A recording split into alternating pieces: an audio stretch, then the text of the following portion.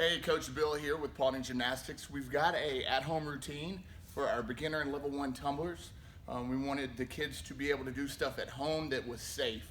With that being said, before I get into the actual drills, please make sure that you're supervising your kids. Please make sure that everything that could be a hazard is out of the way, and anything that they cannot do safely, have them skip that exercise. We want to make sure that we use safety, that we use safety first, as opposed to being able to do the drills first.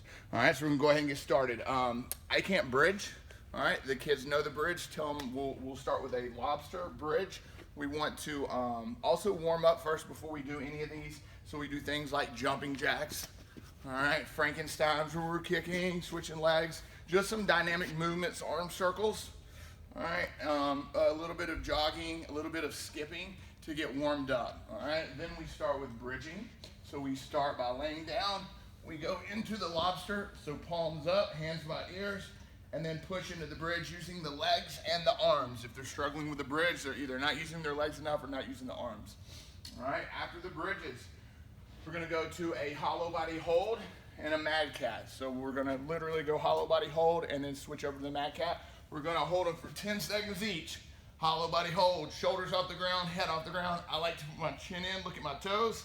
Legs straight, feet off the floor, arms on top.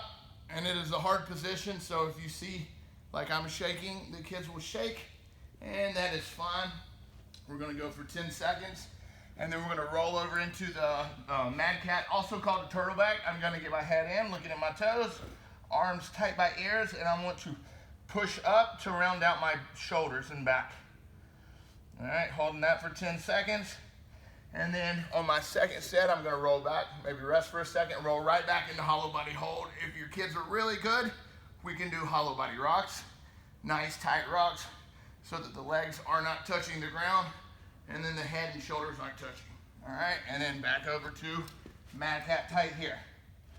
All right, once they're done doing 2 to 3 sets of those, we're gonna go into ladder handstands. This is where you want to use a wall or a door. Again, safety. If we don't have a door or a wall that we can safely use, we just skip this exercise. I happen to have a wall, so I'm gonna start with my back to the wall or the door. Hands go on the floor, and I'm gonna walk my feet up as if I were walking up a ladder. All right, nice and tight. We're gonna hold for 5 to 10 seconds, squeezing and pushing tall. All right, walking back down, feet on the floor, standing up. All right.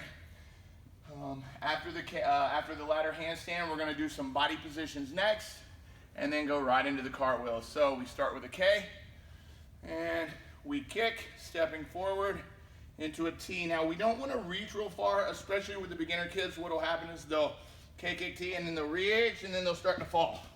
All right. So always like to tell the kids to reach very, very little. Just get that back leg off the ground just a little. As that gets better, we can really start squeezing and getting a little bit more horizontal with the body. All right, so we're gonna do 5 of those.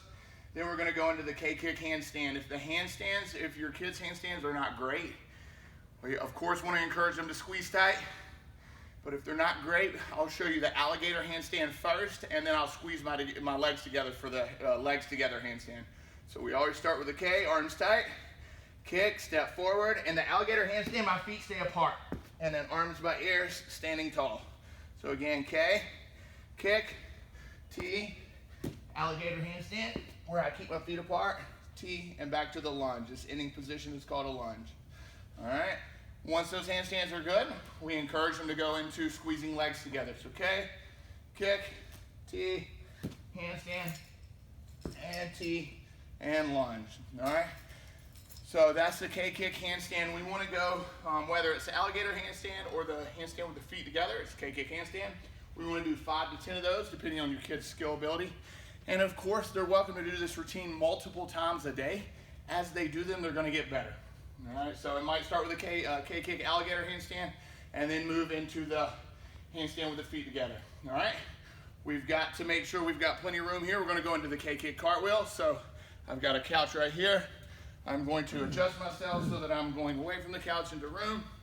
Again, starting arms by ears. For the K-kick cartwheel, we want to make sure we're reaching, making it long.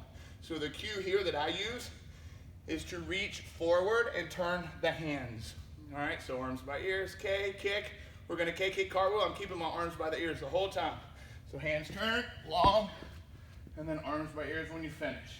All right, so if your kid's struggling with the cartwheel, they're either not turning their hands or they're not going forward, okay? So, or they could be stepping across. There's any number of things.